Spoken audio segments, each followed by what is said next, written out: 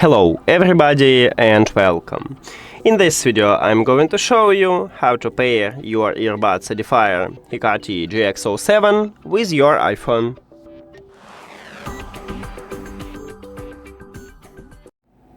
You have to start by open Settings and then go to the Bluetooth. After that you need to open the charging case, or if your earbuds outside from the charging case, you need to put these earbuds to the charging case. After that, right here inside of the charging case we have connection button.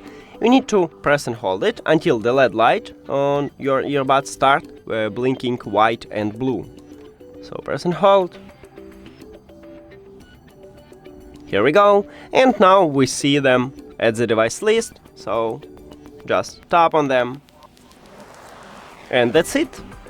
Thank you for watching this video. If you found it helpful, please consider subscribing to the channel and leave the like on the video. See you later!